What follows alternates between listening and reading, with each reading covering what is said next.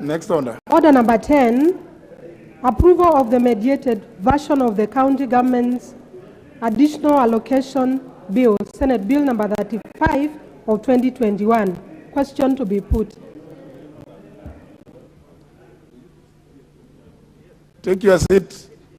Member for Kitui Rural. Members, you should have dispensed with this business yesterday. I don't know why it's here today. Anyhow, debate was concluded, so I proceed to put the question, which is that pursuant to the provisions of Article 113, Clause 2 of the Constitution, and starting under 150, this House adopts a report of the Mediation Committee on the County Government's Additional Allocation Bill, Senate Bill number 35 of 2021, laid on the table of the House on Thursday, March 31st, 2022, and approves the mediated version of the County Government's Additional Allocation Bill, Senate Bill number 35 of 2021. Will as many as of that opinion say aye? Aye. Will as many as of the contrary opinion say nay? The ayes have it. Order number 11, report of the Committee of the Whole House on its consideration of the coffee bill, Senate Bill number 22 of 2020. Question to be put. Honour members, again, debate was concluded. I proceed to put the question. The member for Awendo, where are you? Don't do that. Don't do that. And this, I can see you are being misled by the experienced member for Suna East. You just freeze. Honour members, I put the question, which is that this House do agree with the report of the Committee of the Whole House on its consideration of the coffee bill, Senate Bill number 22 of 2020, and seek leave to sit again. Will as many as of that opinion say aye? Aye. Will as many as of the contrary opinion say nay? The ayes have it. The member for Suna East, you may now take your usual seat. You have been away for a long time.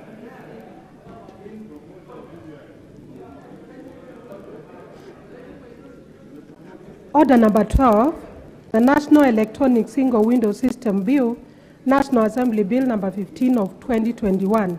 Second reading. Question to be put. Now, those ones who are walking very fast, please just be where you are. Remain where you are. Member for Nyeri, please. I know you have stayed for too long already. Let's just finish this business, because honour members, you completed debate on this bill. Let me put the question, which is that the National Electronic Single Window System Bill, National Assembly Bill number 15 of 2021, be now read a second time. Will as many as of that opinion say aye? Aye.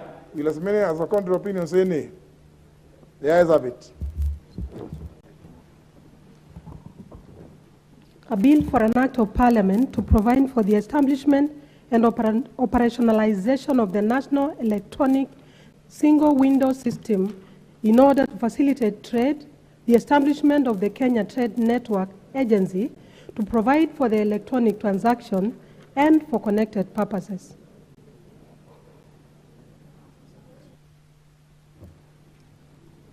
Very well.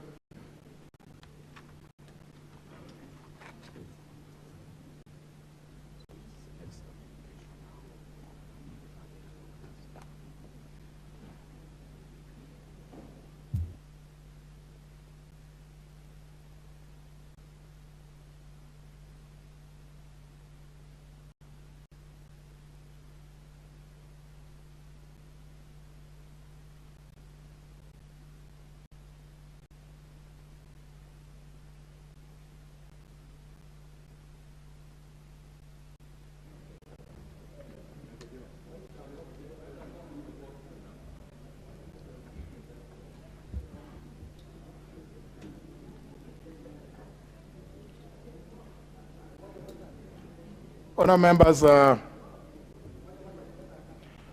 I did indicate that I was making and amended what is on the order paper to read not later than 3:15 p.m. Majority Whip, please, if you could just take your seat now. Take your seat.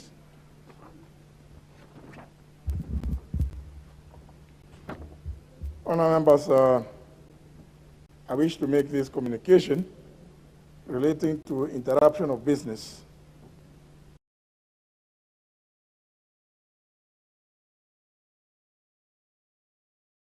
The Cabinet Secretary for the National Treasury to make a public pronouncement of the budget policy highlights and revenue-raising measures for the national government each financial year. In this regard, and as communicated earlier this week, the Cabinet Secretary will be making this pronouncement shortly. Honourable members, you will observe that this activity is taking place earlier than has been in the previous years. This practice was adopted to allow the judiciary and Parliament to submit to the National Treasury their budget estimates earlier during election years to enable conclusion of budget matters before the National Assembly adjourns Senate year prior to a general election. Honourable members, before inviting the Cabinet Secretary for the National Treasury to make the proposed budget pronouncements for the financial year 2022-2023, I wish to recognize the other Cabinet Secretaries, Principal Secretaries, and members of the Diplomatic Corps, development partners, senior government officials, and other invited guests, and notably the Right Honourable Raila Amolo Odinga,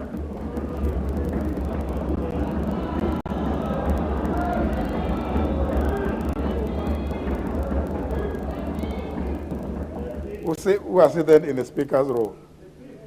You are all welcome to the National Assembly. Now, therefore, honourable members, pursuant to the provisions of the same Section 40 of the PFM Act and the National Assembly Standing Orders 25A and 244C, I will now interrupt business of the House. Honourable Joshua Kutuni, it is disorderly to be communicating with a member from the other side of the aisle from your place. More particularly, yes. So, honourable members, let me repeat. Now, therefore, pursuant to the same provisions of Section 40 of the Public Finance Management Act of 2012 and the National Assembly Standing Orders 25A and 244C, I will now interrupt business of the House to allow the Cabinet Secretary for the National Treasury to make a public pronouncement of the budget policy highlights and propose revenue-raising measures for the national government for the financial year 2022-2023 and the medium term. Cabinet Secretary, please proceed to make your announcements. You're welcome.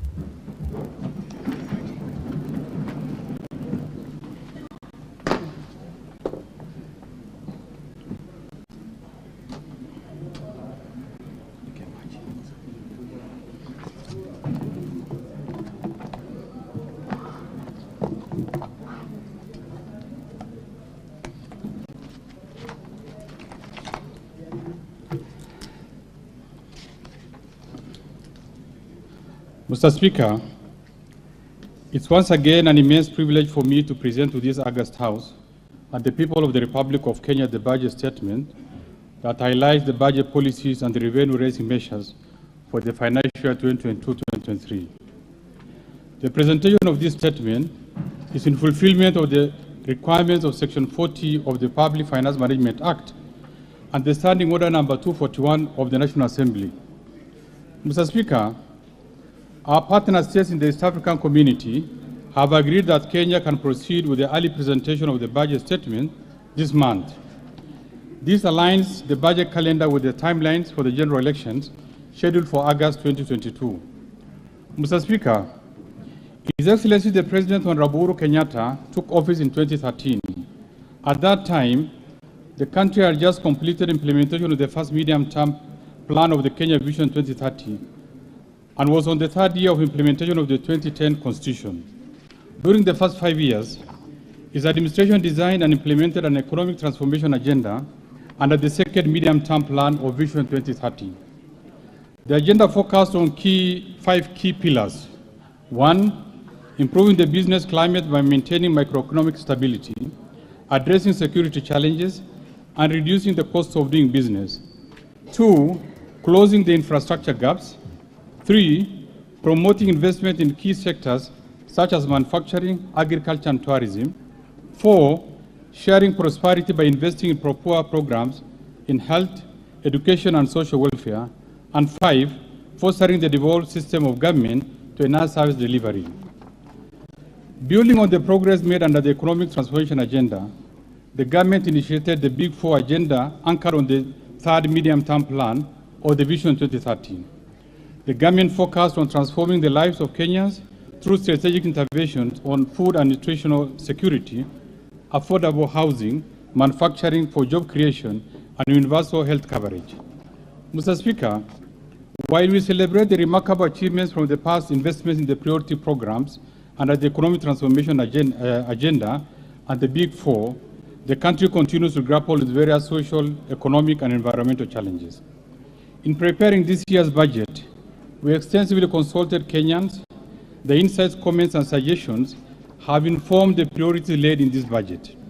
Key among the concerns: 1, the high cost of living; 2, high level of unemployment among the youth; 3, income inequality; and 4, public debt burden. Mr. Speaker, we have noted that most of the concerns raised by Kenyans were associated with the negative effects of COVID-19 pandemic. In response, the government developed and implemented appropriate economic policies and rolled out targeted programs that cushioned the citizens and businesses from the adverse effects of the pandemic. Building on the progress realized, we have outlined policies in this budget that are geared towards returning the economy back on a more sustainable growth path for improved livelihoods. In pursuit of this, we have therefore chosen this year's budget theme as accelerating economic recovery for improved livelihoods. The government will implement economic policies and undertake structural reforms geared towards improving the welfare of Kenyans. This includes aligning and accelerating implementation of the Big Four agenda and the third economic stimulus program for sustainable growth. Mr. Speaker, conscious of the constrained fiscal space, we intend to implement these policy measures within a sustainable fiscal framework. Indeed, we have moderated our spending levels, targets, and ensured cautious revenue projections. We have reprioritized public spending towards pro-poor expenditures in health, education, and supporting the vulnerable segments of the population. In addition, we are leveraging on the public-private partnership to fund projects, support the private sector, and narrow fiscal deficit. Mr. Speaker, the next section of my statement will give highlights of the economic policy context, policy priorities of the government, and the strategy for accelerated economic recovery. I will later provide highlights of the fiscal framework underpinning this budget, spending priorities, and the proposed tax policy measures. Mr. Speaker, this year's budget has been prepared against a backdrop of a moderate global growth of 4.4% from a recovery of 5.9% in 2021. The global economy contracted by 3.1% in 2020 following the outbreak of COVID-19 pandemic.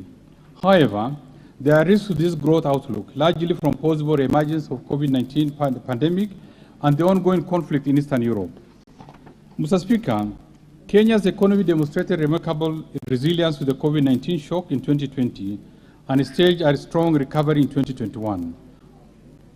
Following the easing of the COVID-19 restrictions, reopening of the economy, as well as targeted stimulus intervention by government, the economy registered strong recovery of 9.9% in the third quarter of 2021.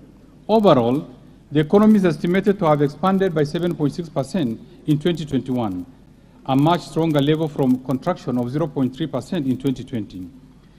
In 2022, the economy is projected to stabilize at 6%, supported by recovery in agriculture, industry, and service sectors. Mr. Speaker, to further strengthen this growth outlook, the government will continue to safeguard macroeconomic stability by ensuring inflation remains within the government target range, while interest rates remain stable to support growth in private sector credit.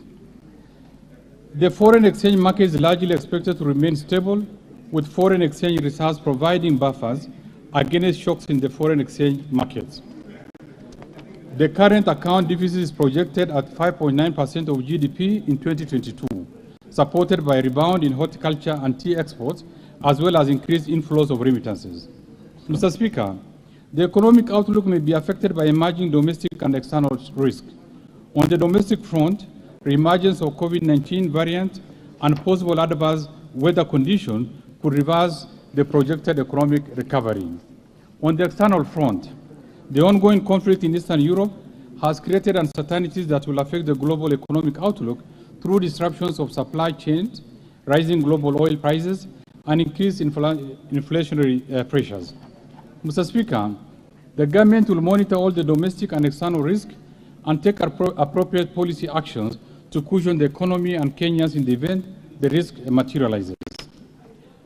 Mr. Speaker, in 2017, the government has progressively implemented policies and programs under the Big Four agenda to foster socioeconomic development.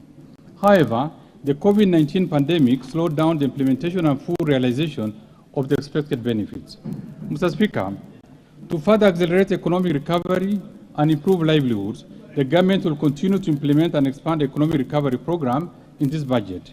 The program is hinged on a sound macroeconomic policy framework that aims to, 1, enhance security for our citizens and their properties while fostering a secure and conducive business environment. 2, scale up development of critical infrastructure in roads, rail, energy, and water sectors. This will ease movements of people and goods, reduce the cost of doing business, enhance access to social amenities, and promote Kenya's competitiveness. 3, enhance transformation of key economic sectors for broad-based sustainable recovery by promoting agricultural productivity, growth in manufacturing, environmental conservation and water supply, support tourism recovery, and ensure sustainable land use and management. 4, expand access to quality services in health, education, and appropriate social safety nets for the vulnerable population. 5, support the youth, women, and persons living with disabilities through government-funded empowerment programs. 6, continue supporting the evolved system of government through active engagements, policy guidance, and timely transfers of shareable revenues. This will indeed strengthen county government systems and enhance quality service delivery. And lastly, sustain implementation of various reforms targeted at enhancing efficiency in the delivery of public services. Mr. Speaker, the implementation of the economic recovery program that's also supported by the International Monetary Fund is fully on track. The IMF program has 4 key objectives. First, scaling up the COVID-19 response by supporting health and other sectors most impacted by the pandemic. Second, reducing debt vulnerabilities by pursuing a revenue-driven fiscal consolidation plan that targets to stabilize debt to GDP ratio and subsequently put it on a downward level. Third, supporting the structural and governance reforms while addressing weaknesses in state-owned enterprises with a view to enhancing efficiency in the management of economic and fiscal affairs. And fourth, implementing specific measures to strengthen the monetary policy framework and support financial stability. Mr. Speaker, alongside the affirmation, the government has continued with the implementation of various stimulus programs to manage COVID-19 pandemic, support businesses, and general employment in order to minimize the adverse socioeconomic impact of COVID-19 pandemic. Mr. Speaker, in the financial year 2021-2022, the third phase of the economic stimulus program and the implementation targeted, 1, the Kazi Mtaani program to create employment for over 200,000 youths across the country. 2, preparation of the education sector for the transition in the competency-based curriculum by considering new classrooms to accommodate more than 1 million people expected to join junior secondary schools in January 2023. 3, construction of additional 50 new level 3 hospitals in uncovered and densely populated areas across the country to enhance access to medical services. 4, supporting livelihoods of farmers within the sugar belt, provision of fertilizer subsidy to small-scale tea farmers, and completion of the ongoing intervention in the COVID subsector. And 5, supporting communities affected by drought in arid and semi-arid regions of the country. Mr. Speaker, in this statement, I'll be proposing additional allocation to various activities under the Economic Stimulus Program to further support livelihoods and stimulate economic activities. Mr. Speaker, in this budget, the government will strive to enhance the role of the private sector in the economy, including financing infrastructure projects through the public-private partnership, support micro, small, and medium enterprises by facilitating access to finance, invest in ICT and digital infrastructure to support the use of digital platforms to facilitate e-commerce and efficient delivery of public services, promote and strengthen local and foreign resource mobilization efforts to sustain funding of the identified development projects and programs, improve social protection through targeted policy interventions and programs, to promote local production processes and domestic supply value chains, and lastly, strengthen the monitoring and evaluation system for quality outcomes of the projects. Mr. Speaker, implementation of the socio-economic policies and structural reforms have seen Kenya graduate from a low-income to a middle-income country with an estimated per capita income of shilling 244,000 in 2021. This is a significant leap of 92.1% from the level of shilling 127,000 in 2013. Our vision is to achieve the upper middle-income status by 2030 with a minimum per capita income of at least shilling 453,000. Mr. Speaker, looking back since 2013, when the current government took reign of power, Kenya has achieved monumental milestones, especially at the macroeconomic level. For instance, the economy has grown by 155% from the value of shilling 5.3 trillion in 2013 to shilling 13.5 trillion in 2022. 2, a strong economic growth, averaging 4.6%, has been realized over the period, including impressive recovery of 7.6% in 2021 from a contraction of 0.3% in 2020, occasioned by the COVID-19 pandemic. Third, cumulatively 5.1 million new jobs in both formal and informal sectors were created. Fourthly, the economy has maintained macroeconomic stability with inflation rate within target and interest rates remaining stable. The average annual inflation rate declined from 7.2% in 2013 to 5.7% in 2021. Fifthly, the commercial bank lending to the private sector doubled from shilling 1.5 trillion to shilling 3.1 trillion in 2021. Sixth, successfully lengthened the average time to maturity for treasury bonds from 7.4 years in June 2013 to 9 years in March 2022. This has improved the maturity profile of domestic debt and supported refinancing risk mitigation. Seventh, the foreign exchange market has remained stable, with the official foreign exchange reserves increasing from $6.5 billion or 4.4 months of import cover to $9.5 billion or 5.6 months of import cover in 2021.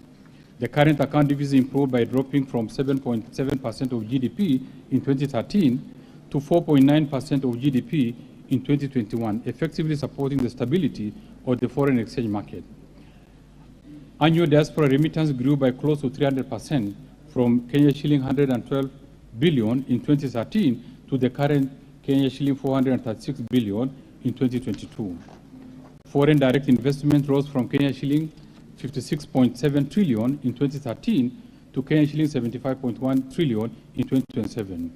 Ordinary revenue collection has more than doubled from shilling 0.8 trillion in the financial year 2012-2013 to shilling 1.8 trillion in the financial year 2020-21, and further to shilling 2 trillion in the financial year 2021-2022.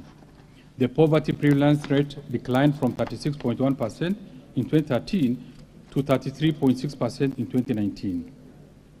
Mr. Speaker, the ongoing police reforms aimed at protecting lives and enhancing general security of the citizens have significantly improved the ratio of police to citizen, from 1 policeman to 1,000 citizens in 2012 to the current 1 policeman to 462 citizens. With regard to the infrastructure, Mr. Speaker, the government has constructed an additional 10,500 kilometers of tarmac roads spread across the 47 counties, facilitating efficient movement of people and goods, thereby rapidly stimulating economic activities. Mr. Speaker, the completion of the standard gauge railway has not only eased movement of passengers during the period, but also led to the transportation of 17.6 million tons of cargo between 2018 and 2021. During this period, over 6.5 million passengers have used the standard gauge railway. This has had positive effects on the economy, including creation of jobs. Mr. Speaker, within the same period, the government tripled power generation from 1,300 megawatts to the current 3,900 megawatts. Of these, 73% is from green source, thus consolidating Kenya's leading generation of green energy in Africa. This has significantly increased the number of households connected to electricity to more than 8.3 million today, compared to 2.3 million in 2013. Mr. Speaker, the international oil prices have been rapidly rising for close to a year without any sign of easing. Conscious of the adverse impact of the high oil prices on all sectors of the economy, the government has taken deliberate steps to subsidize palm prices through the Petroleum Development Levy Fund. This action has stabilized palm prices and consequently prices of goods and services. The government remains committed to provide adequate resources to mitigate the rising cost of fuel. Mr. Speaker, in its pursuit to increase productivity while staying on the economic transformation trajectory, the government has sustained the pace of investment in all sectors. The agricultural sector remains the largest contributor to our GDP and priority under the Big Four agenda on food and nutrition security. The government has continued to support large-scale production of staple food, expanded irrigation schemes, increased access to agricultural inputs, and supported smallholder farmers to sustainably produce and market various commodities. In addition, the government introduced the warehouse receipt system to reduce post-harvest losses. Mr. Speaker, the price of fertilizer has more than doubled in the last 1 year and is still rising. To safeguard food security in the country, the government has allocated Kenya shilling 3 billion to subsidize farmers during the current planting season. We propose to allocate a further Kenya shilling 2.7 billion in the financial 2022-2023 to cushion the farmers while sustaining food production.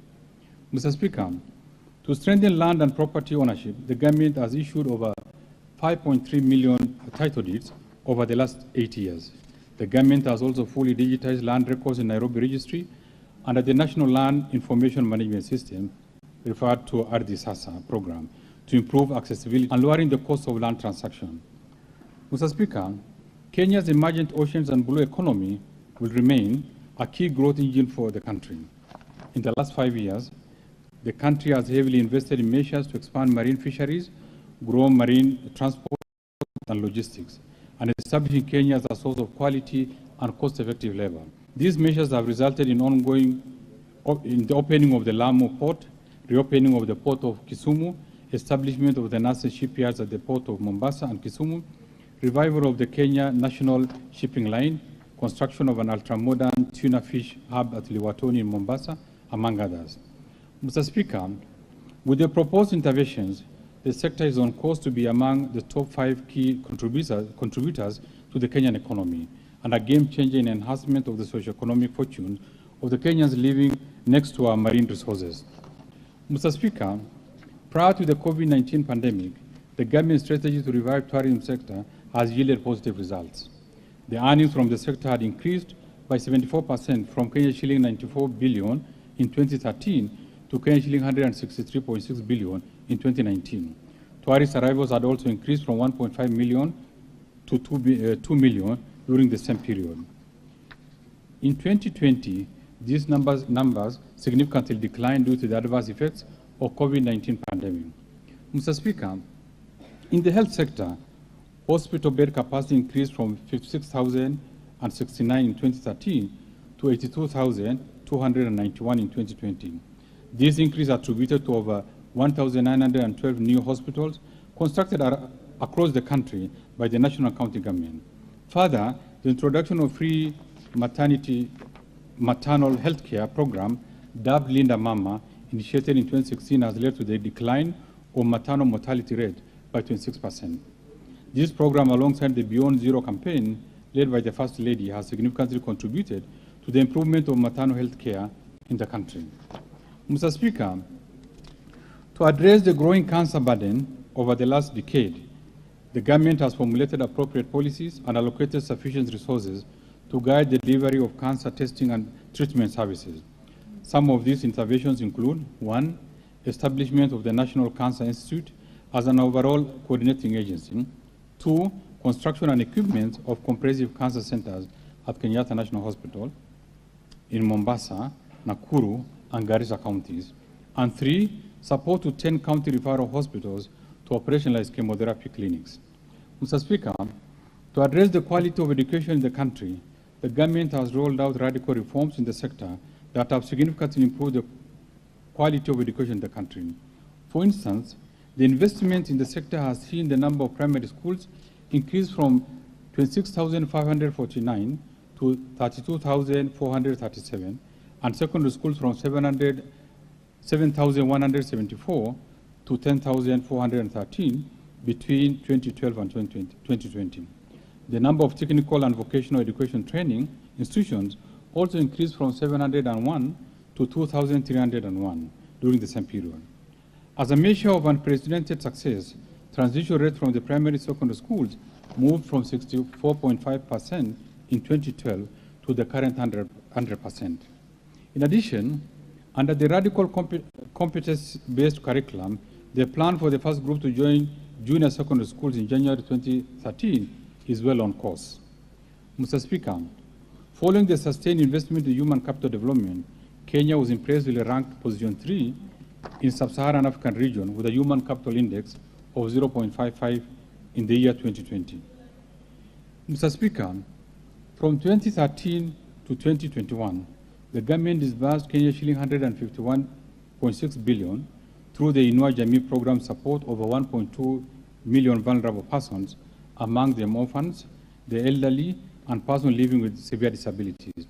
Further, the government disbursed Kenya shilling 6.95 billion to support women, youth, and persons with disability and disabilities enterprises through 74,021 groups under the Uwezo Fund. Mr. Speaker, to improve efficiency in the delivery of government services, the government initiated and operationalized 52 Huduma centers across the country. In 2014, the government launched the e-Citizen platform, where 350 government services have now been successfully migrated. The platform has since served over 27.2 million customers, while raising Kenya shilling 87.1 billion in revenue for the government. Mr. Speaker, in 2013, the government successfully rolled out implementation of the 2010 Constitution. The 47 county governments, independent commissions, and other institutions established by the Constitution were duly operationalized, albeit with huge financial requirement, thereby straining the country's fiscal position. Mr. Speaker, to build on the milestones achieved so far, we'll be implementing the following policy, legal, and institutional reforms to improve the business environment, increase efficiency in public service delivery, and strengthen transparency and accountability in public finance management. Mr. Speaker, the government has continued to implement various reforms in procurement to improve efficiency and transparency, enhance good governance, and promote savings in the procurement process. Among the reforms is the procurement of an end-to-end e-government procurement system, whose pilot phase will commence in July 2022, with a target date for full rollout to all ministries, departments, and agencies in January 2023. Mr. Speaker, on framework contracting, we have submitted to this House for enactment the Public Procurement and Asset Disposal Bill 2021. This bill provides for multiple awards where several bidders can be awarded the same contract. Once enacted, it will hasten the delivery of services to citizenry and support local firms, particularly in specialized areas like pharmaceuticals, supply of foodstuffs, and commodity markets. Mr. Speaker, further, we have put together a framework that harmonizes the qualification for supply chain management personnel, that clarifies competencies for the various cadres in the supply chain management function. In this respect, I direct all procuring entities to adhere to the requirement of this framework. Mr. Speaker, the government commitment to empowering SMEs owned by women, youth, and persons with disabilities under the Access to Government Procurement Opportunities Program remains firmly on course. In this respect, National Treasury has re-engineered the AGBO portal to enable real-time registration and monitoring. The system has further been linked to other government institutions to facilitate faster verification and reporting. Mr. Speaker, we have undertaken a comprehensive assessment of vulnerabilities in state-owned enterprises. In particular, the in-depth financial evaluations of selected state-owned enterprises, excluding Kenya Airways, that face the largest financial and fiscal risk, revealed a cumulative liquidity gap of shilling 383 billion over the next 5 years. This gap is expected to be covered by undertaking specific policy interventions to improve efficiencies, reduce costs, and increase revenue. Mr. Speaker, in order to enhance the operational and financial efficiency of state-owned enterprises, we shall, first, implement the blueprint on governance reforms, on enforcement and separation of roles and responsibilities among institutions that exercise oversight. Second, fast-track the implementation of government investment management information system and capture, among others, all loan advance to the enterprises. Third, extend the coverage of financial evaluations to other state-owned enterprises to be able to anticipate, quantify, monitor, manage, and mitigate fiscal risk from the state corporations. Mr. Speaker, Kenya Airways plays a major and catalytic role in the economic development of this country. The airline is facing severe cash flow constraints following the global lockdowns triggered by the COVID-19 pandemic. The government, as a major shareholder, is supporting the restructuring of Kenya Airways to adapt to the challenges facing the aviation industry due to the adverse impact of COVID-19 pandemic. Kenya Airways will be required to trim its network, rationalize frequencies of flights, operate a smaller fleet, and rationalize its staff complement. I'll be proposing a budget allocation to meet the restructuring costs. Mr. Speaker, the government will continue to support Kenya Power and Lighting Company to increase its efficiency while sustaining systematic reduction in tariff to electricity users. The recent 15% tariff reduction by the government has not only brought immediate relief to the consumers, but also led to the realization of broad benefits, including reductions of prices of goods by manufacturers. Mr. Speaker, the Kenyan banking sector is stable and has shown great resilience with strong capital and liquidity buffers built on reforms initiated by the Central Bank of Kenya. A clear demonstration of resilience and recovery of the banking sector from the adverse effects of COVID-19 pandemic was strong capital adequacy and liquidity ratios. As at the end of December 2021, capital adequacy ratio was 19.6%, which was above the minimum requirement of 14.5%, while liquidity ratio was 56.2%, which is also above the 20% requirement. The sector has continued with its transformation journey under the Kenya Banking Sector Charter issued in 2019 by the Central Bank of Kenya. The charter focuses on strengthening risk-based credit pricing, entrenching customer centricity in the operations, and ensuring ethical culture in the banks. In addition, the Central Bank of Kenya Act 2021 was enacted to provide the Central Bank with powers to license and oversight the previously unregulated digital credit providers. Mr. Speaker, commercial banks face climate-related risk in their operations. In this regard, the CBK issued a detailed guidelines on climate-related risk management to all commercial banks in October 2021. The banks are now required to integrate climate-related risk into the overall risk management framework. Mr. Speaker, the FIN Access Survey 2021 conducted in the 47 counties revealed that access to formal financial services improved from 82.9% in 2019 to 83.7% in 2021. The increase of 0.8% access through the formal channels was attributed to the progress made by Kenya to expand financial access through various channels, including mobile money financial platforms. Access through the informal channels, on the other hand, reduced from 6.1% to 4.7%, while the excluded population increased slightly from 11% to 11.6% during the same period. Mr. Speaker, over the last 15 years, an elaborate financial service ecosystem in Kenya has evolved from an initial basic money transfer innovation. In this period, access to financial services has increased from 26% of adults in 2006 to the current 83%. Further, the government has rolled out mobile money, strengthened real-time gross settlement system, and established a regional payment system at both the East African Community and COMESA region. In order to strengthen the national payment system, Mr. Speaker, the Central Bank of Kenya in February 2022 launched the National Payment Strategy 2022-2025, which seeks to realize a faster, secure, efficient, and collaborative payment system that supports financial inclusion and innovation, while reinforcing the emergence of 24-hour economy. Mr. Speaker, in order to attract increased financing and investment in Kenya, the Nairobi International Financial System Authority has put in place the required operating framework and regulations. With the necessary framework now in place and the official opening slated later in the year, NIFCA will be expected to be a key catalyst in supporting the economic growth. Mr. Speaker, the Kenya Mortgage Refinance Company continues to play a leading role in the delivery of affordable housing in Kenya.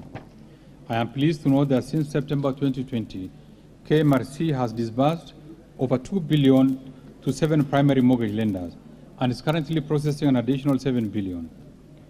To provide a sustainable source of funding and to complement the existing credit lines, the company whose bond was recently listed at the Nairobi Security Exchange successfully issued its first corporate bond of Kenya shilling 1.4 billion under the medium-term note program of Kenya shilling 10.5 billion. Mr. Speaker, since the launch of the Credit Guarantee Scheme in December 2020, total loans extended to micro, small, and medium enterprises under this scheme had surpassed Kenya shilling 2.2 billion by December 2021. This has expanded access to affordable credit to micro, small, and medium enterprises to 45 counties across 11 different sectors of the economy. To enhance coverage of the scheme, additional participating financial intermediaries will be brought on board.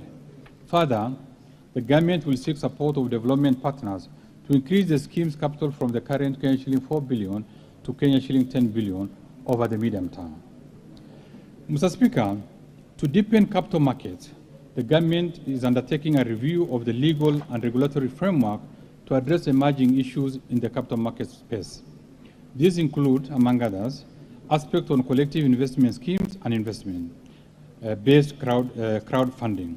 In addition, the government is installing a new central security depository system at the Central Bank of Kenya to support planned reforms in the secondary trading of government bonds. Mr. Speaker, to enable more investment advisors offer investment advisory services, I propose to amend the Capital Markets Act to expand the spectrum of persons who can act as investment advisors.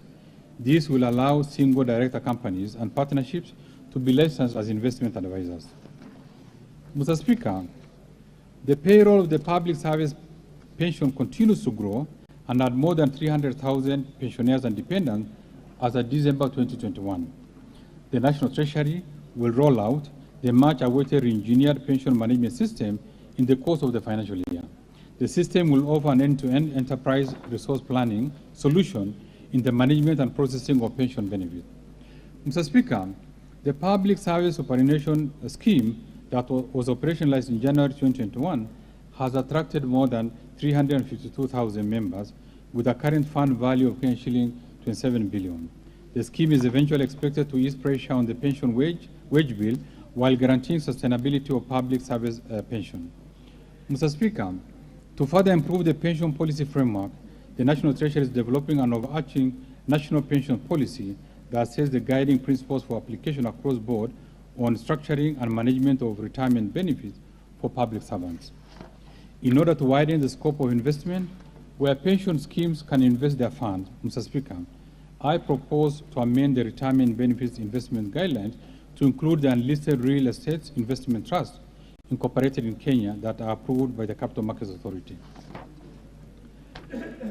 Mr. Speaker, the much-awaited government-backed pension scheme for informal sector workers, Kenya National Entrepreneur Saving Trust, KENEST, targeting 15 million marginalized informal sector workers, has now been registered. To operationalize the scheme, the government is restructuring the M. Makiba bond platform for safe and secure investment for the unique, heterogeneous informal workers. To this effect, the National Treasury is working with stakeholders in the financial sector to roll out the scheme across the 47 counties in the course of this financial year. Mr. Speaker, in the recent times, motorcycles and three-wheelers have increasingly been engaged in commercial fare-paying passengers business. Unfortunately, the number of accidents in this category of business have been on a steady rise, yet the owners of motorcycles do not have insurance cover to cater for any treatment in case of injuries or compensation in case of death or any other damages caused by an accident involving motorcycles. In this respect, I propose to amend the insurance regulations to require motorcycles and three-wheelers used by fare-paying passengers to take insurance for their passengers. Mr. Speaker, in an effort to strengthen disaster risk management in the country, the government will fast-track the enactment of the disaster risk management policy and bill, finalize the disaster risk management strategy, and update the disaster risk financing strategy. In addition, the National Treasury will expedite the finalization of Public Finance Management Regulation 2022. Mr. Speaker, in order to demonstrate our commitment in addressing climate change, the government will implement the Financing Locally Led Climate Action Program, a 10-year financing program aimed at mobilizing climate finances to support local communities build their resilience and adapt to the impacts of climate change in 47 counties. In the financial year 2022-2023, I propose to allocate Kenya shillings 6.1 billion to this program.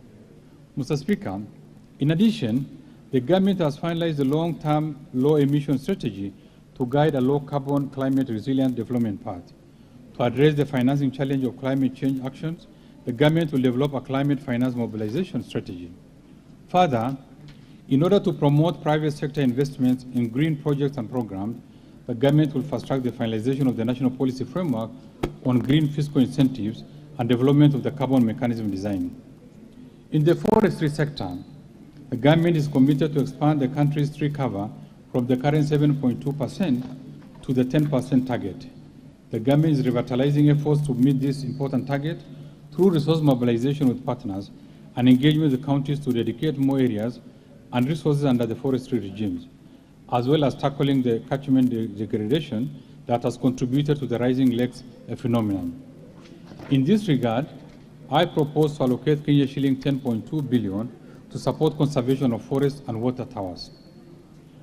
Mr. Speaker, in order to encourage reporting and recovery of identified assets by the Unclaimed Financial Assets Authority, I propose to amend the Unclaimed Finance Assets Act to provide for waiver of penalties, fines, and audit fees in justifiable circumstances, as well as to cap accumulation of penalties and interest to the value of the assets.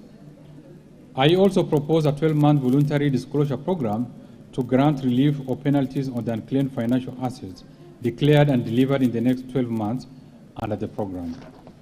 Mr. Speaker, Article 173 of our Constitution established a judiciary fund, which will be administered by the Chief Registrar in meeting the administrative expenses of the judiciary. In this respect, the necessary procedures for operationalization of the fund have been put in place. In particular, the following have so far been achieved. 1, the Judiciary Fund Act and regulations have been enacted. 2, the bank accounts for the fund have been opened at the Central Bank of Kenya. 3, an appropriate budget for judiciary in the financial year 2022-2023 has been created. And 4, if means has been enhanced to accommodate judiciary fund operation. This fund will be fully operational with effect from 1st July 2022. Mr. Speaker, the fiscal policy supporting the budget for the financial year 2022-23 and also the medium term is designed to accelerate economic recovery for improved livelihood for Kenyans. Mr. Speaker, as mentioned earlier, one of the objectives of our economic recovery program is to reduce the debt vulnerabilities by pursuing a revenue-driven fiscal consolidation. In this regard, the government has developed a draft national tax policy to guide tax administration that will soon be shared with stakeholders and peer review institutions for input. Further, the government is developing a medium-term revenue strategy to boost tax revenues, improve the tax system, and link taxation to our development needs over the medium term. Mr. Speaker, in addition, the government will continue to rationalize tax expenditures and retain those whose intention is to promote investment and ensure sustainability and value for money from our resources. In the tax expenditure report 2021, we noted a significant decline in the level of tax expenditure from 5.17% of GDP in 2017 to 2.96% as a percentage of GDP in 2020. We shall continue to review the existing tax expenditure in order to boost the tax revenue. Mr. Speaker, we project total revenue collection, including appropriation in aid and grants for the financial year 2022-2023 budget, to be Kenya shilling 2.4 trillion, equivalent to 17.5% of GDP. Of these, ordinary revenue is projected at Kenya shilling 2.14 trillion, equivalent to 15.3% of GDP. On the other hand, Mr. Speaker, total expenditure in the financial year 2022-2023 is projected at Kenya shilling 3.3 trillion, equivalent to 23.9% of GDP. Recurrent expenditure will amount to Kenya shilling 2.2 trillion, while development expenditure, including allocation to foreign finance projects, contingency fund, and conditional transfers to county government, is Kenya shilling 715.5 billion. The funding is expected to accelerate completion of ongoing infrastructure projects. The equitable share to counties is projected at Kenya shilling 370 billion. Mr. Speaker, given the projected revenues and grants against the projected expenditure, the fiscal deficit is projected to decline to Kenya shilling 862.5 billion, equivalent to 6.2% of GDP in the financial year 2022-23, from Kenya shilling 1 trillion 24 billion, equivalent to 8.1% of GDP in the financial year 2021-2022. The fiscal deficit will be financed through net external financing of Kenya shilling 280 billion, equivalent to 2% of GDP, and net domestic financing of Kenya shilling 581 billion, equivalent to 4.2% of GDP. Mr. Speaker, our medium-term fiscal consolidation policy targets to progressively reduce the level of fiscal deficit from Kenya shilling 862 billion, equivalent to 6.2% of GDP in the financial year 2022-23, to Kenya shilling 634.1 billion, equivalent to 3.2% of GDP in the financial year 2025-26. Mr. Speaker, Kenya has implemented reforms in public debt management to strengthen debt transparency and accountability. The depth of coverage and disclosures on public debt information has been enhanced in line with the best practices. A broad range of information on public debt is readily available to the general public on the National Treasury website, while an investor relations unit within the Public Debt Management Office facilitates investor, lender, and public engagements on public debt issues. Mr. Speaker, Kenya's debt carrying capacity is rated moderate, and the overall public debt is sustainable. We have initiated implementation of a set of measures to lower cost and risk in the public debt portfolio. These measures include cancellation of some non-disbursing external loans, rearrangements of syndicated external loans, and increasing the issuance of treasury bonds to lengthen the maturity structure and improve debt sustainability indicators. The preferred debt financing are highly concessional loans offered at below market interest rates with long repayment period. Recourse to commercial borrowing has been maintained at minimum levels. Mr. Speaker, the current legal numerical public debt ceiling has constrained public funding of projects, while at the same time failing to consider the effects of external shocks on the economy. In this regard, we propose to replace the debt ceiling with a debt anchor and set it at 55% of debt to GDP in present value terms. This is in line with internationally accepted conventional practice. Further, we provided a requirement that the Cabinet Secretary National Treasury reports to Parliament whenever the debt level swings beyond the threshold with time-bound remedial actions. This approach ensures that debt remains within sustainable levels and entrenches accountability and transparency in public debt management.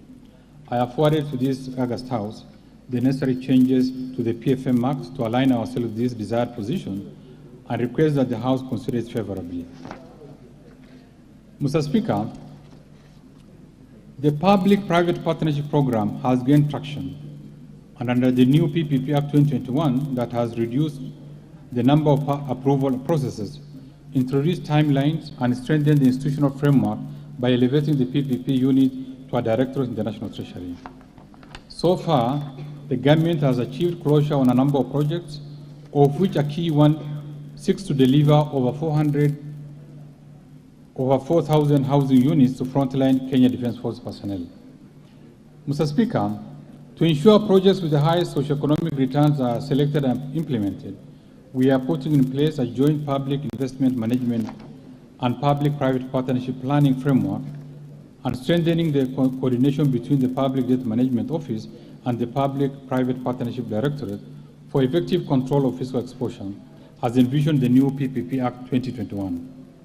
Further, the government will fully operationalize the Public-Private Partnership Project Facilitation Fund to support activities of the PPP Directorate and those of the contracting authorities in preparation phase of a project during the tendering process and project appraisal.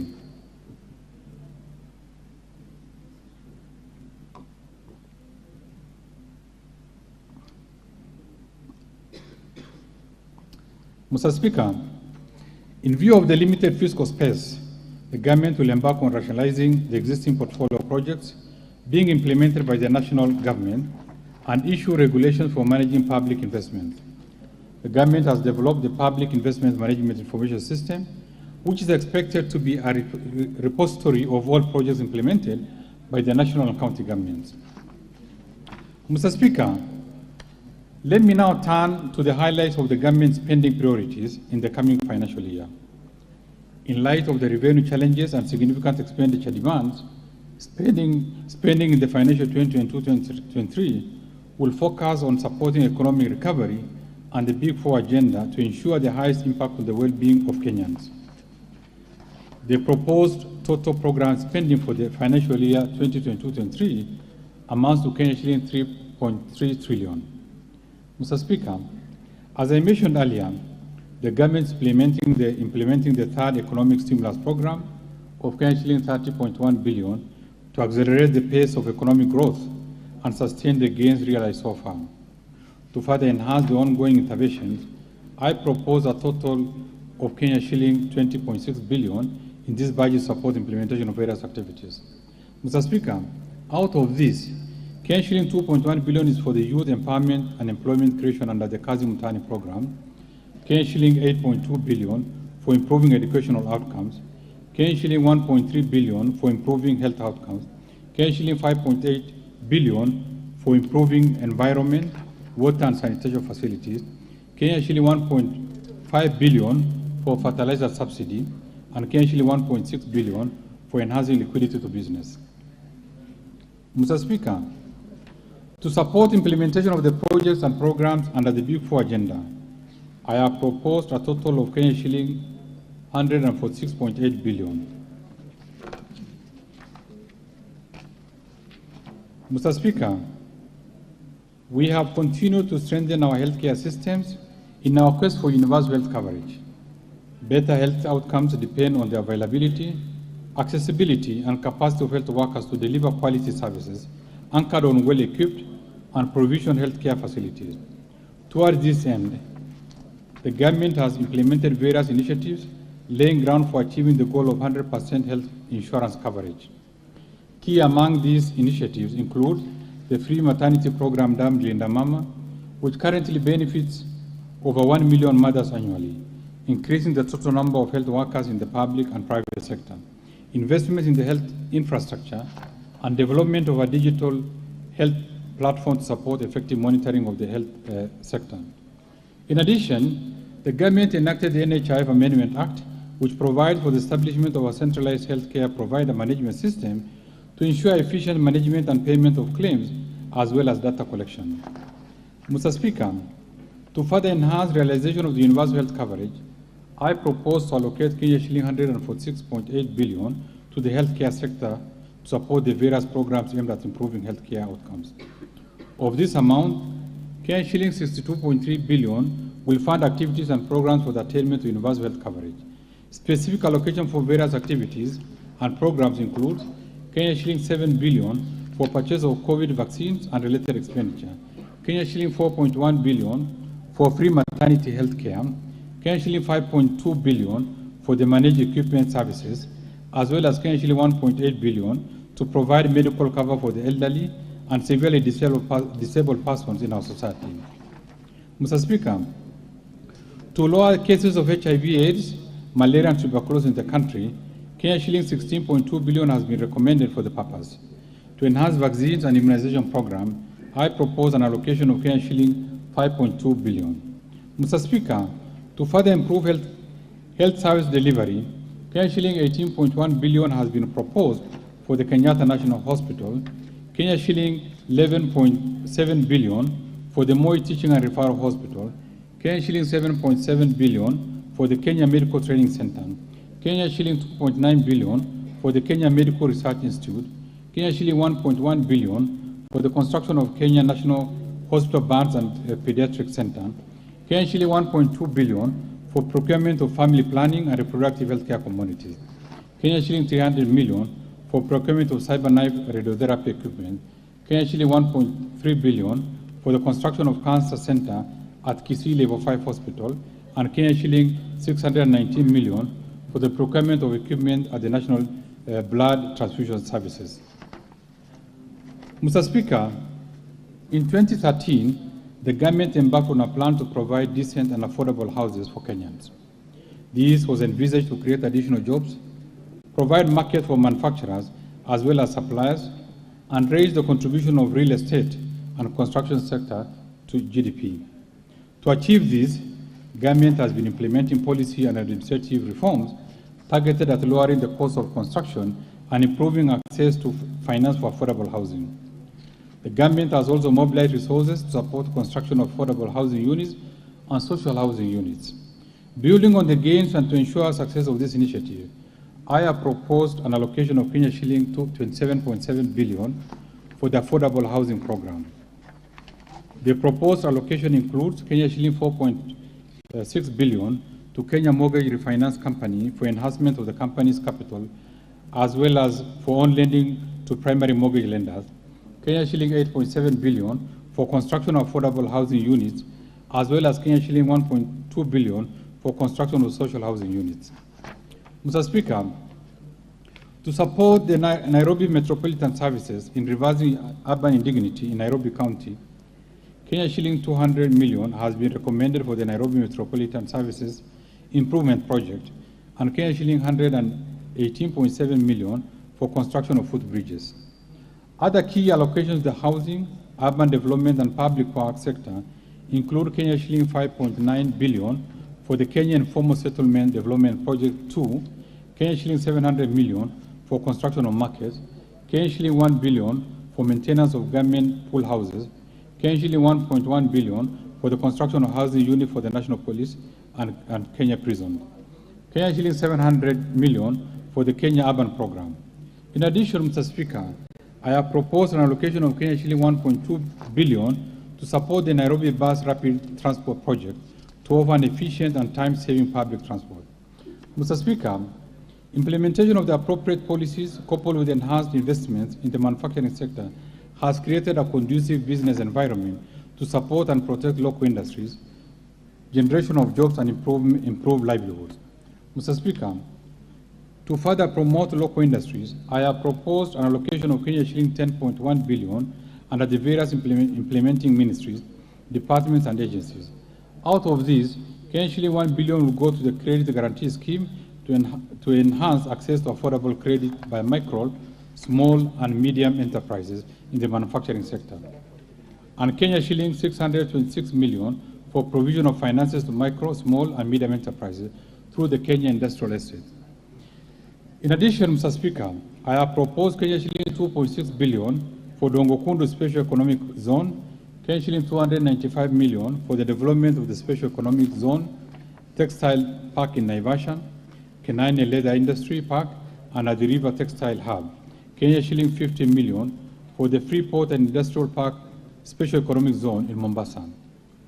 Other proposed allocations include Kenya shilling 410.4 million for the modernization of Rivertex and Kenya shilling 3 billion for supporting access to finance and enterprise recovery. Mr. Speaker, in order to maximize the benefits from our cash crop, the government will make further investment towards the revival and enhancement of output. In this respect, Mr. Speaker, I propose an allocation of Kenya shilling 212.1 million for modernization of cooperative cotton ginneries and a further Kenya shilling 250 million for cotton industry revitalization. Mr. Speaker, to equip our youth with essential training and internship opportunities, I have proposed an allocation of Kenya shilling 1.3 billion for the Kenya Industrial and Entrepreneurship Project, Kenya shilling 2.1 billion for the Kenya Youth Employment and Opportunities Project, Kenya shilling 500 million for industrial research laboratories, Kenya shilling 200 million for constituency industrial development centers. Mr. Speaker, as part of the Big Four agenda, the government is implementing measures and interventions to achieve food and nutrition security for all Kenyans. These measures include supporting large-scale production of staple food, expanding irrigation schemes, increasing access to agricultural inputs, and supporting smallholder farmers to sustainably produce and market various commodities. To further support programs under this pillar, I propose an allocation of Kenya shilling 46.7 billion in this budget. Out of this, Kenya shilling 4.2 billion will go to the National Agricultural and Rural Inclusivity Project, Kenya shilling 1.7 billion for the Kenya Cereal Enhancement Program, Kenya shilling 1.9 billion has been proposed for the Emergency Locust Response, Kenya shilling 1.5 billion for the National Value Chain Support Program, Kenya shilling 1.1 billion for the Agricultural Sector Development Support Program 2, Kenya shilling 1.5 billion for the Small-Scale Irrigation and Value Addition Project, and Kenya shilling 690 million for Food Security and Crop Diversification Project. Mr. Speaker, the government will further set aside Kenya shilling 2.7 billion for fertilizer subsidy to cushion farmers during the short range from October to December 2022. This is in addition to the Kenya shilling 3 billion allocated in the financial 2021-2022. Mr. Speaker, to improve livestock production, I propose Kenya shilling 500 million for free disease holding ground in Lamu. I also propose Kenya shilling 1.7 billion for the Kenya Livestock Commercialization Program and Kenya shilling 121 million for livestock production under Big Four initiative. Mr. Speaker, to promote sustainable utilization of the blue economy resources, I have proposed an allocation of 1.9 billion for the Aquaculture Business Development Project, Kenya shilling 2.8 billion for Kenya Marine Fisheries and Socio-Economic Development Project, Kenya shilling 1.3 billion for exploitation of living resources under the blue economy, Kenya shilling 1 billion for construction of fish processing plant in Lamu, Kenya shilling 270 million for coastal fisheries infrastructure development, Kenya shilling 210 million for rehabilitation of fish landing sites in Lake Victoria, Kenya shilling 204 million for aquaculture technology development and innovation transfers, and Kenya shilling 126.3 million for the development of the Blue Economy Initiative. Mr. Speaker, in order to increase agricultural production and enhance resilience to climate change risk in targeted smallholder farming and pastoral communities in Kenya, I have set aside Kenya shilling 147 million for the Climate Smart Agricultural Productivity Project, Kenya shilling 850 million to enhance drought resilience and sustainable livelihood, Kenya shilling 178 million towards ending drought emergencies in Kenya, and in addition, I have proposed an allocation of Kenya shilling 421 million for the livestock and crop insurance scheme to reduce the vulnerabilities of Kenyan farmers to diseases and natural disasters. Mr. Speaker, to ensure legitimacy of land ownership, I have recommended Kenya shilling 1.1 billion for processing and registration of title deeds, Kenya shilling 769 million for digitization of land registries, and Kenya shilling 130 million for construction of land registries. Mr. Speaker, other proposed allocations include Kenya shilling 90 million for revitalization of cotton industry, Kenya shilling 300 million for mitigation of fall armyworms, Kenya shilling 200 million for establishment of liquid nitrogen plant, Kenya shilling 200 million towards the embryo transfer project, and Kenya shilling 250 million for construction and refurbishment of the Leather Science Institute. Mr. Speaker, having highlighted expenditures under the Economic Stimulus Program and the Big Four agenda initiatives, I now turn to other proposed areas of expenditure in this budget that will support our path to sustainable and resilient economic recovery. Mr. Speaker, the government continues to expand critical infrastructure in roads, rails, air, and seaports to create an enabling environment for economic recovery and employment creation. Towards this, I have proposed an allocation of shilling 212.5 billion to support construction of roads and bridges, as well as their rehabilitation and maintenance. Mr. Speaker, the standard gauge railway has presented a modern and efficient transport system that is safe, comfortable, and affordable for passengers and freights. To expand railway transport to the rest of the country, I have proposed shilling 18.5 billion for development of the standard gauge railway, shilling 1.1 billion for railways metro lines, shilling 439 million for rehabilitation of locomotives, and shilling 264 million for development of ERP system for SGR. Mr. Speaker, to support production of reliable and affordable energy, I propose a total of shilling 91.5 billion, excluding the provision set aside under the Big Four agenda initiatives. Out of this, shilling 62.9 billion will cater for transmission and distribution of power, shilling 18.5 billion for development of geothermal energy, shilling 9.3 billion for electrification of public facilities, and shilling 2 billion for development of nuclear energy, as well as exploration and mining of coal. Mr. Speaker, the security of our nation remains paramount and must be maintained to safeguard the considerable development gains. For this reason, I have proposed an allocation of shilling 317.8 billion to support operations of the National Police Service, Defense, and the National Intelligence Services. Mr. Speaker, the proposed allocations include shilling 128.4 billion for defense, shilling 46.4 billion for the National Intelligence Service, and shilling 122.2 billion for police and prison service, shilling 10.7 billion for leasing of police motor vehicles, and shilling 1 billion for police modernization program, shilling 1 billion for the National Communication and Surveillance System, and shilling 335 million for the equipment of the National Forensic Laboratory. Mr. Speaker, other proposed allocations include shilling 4.8 billion for medical insurance for the National Police Service and prisons, shilling 2.3 billion for the group personal insurance for the National Police Service and prisons, as well as shilling 1 billion for the National Integrated Identity Management System. Mr. Speaker, we are committed to provide access to quality education for our children and youth. This will indeed facilitate realization of their full potential and enable them effectively contribute to the development of the country. The allocation and efficiency in spending on education has been increased to improve outcomes. As a result, access to education at all levels has improved remarkably, as evidenced by the increased enrollment in the basic and tertiary institutions. To further improve education outcomes, I propose a total of shilling 544.4 billion to support programs in the education sector.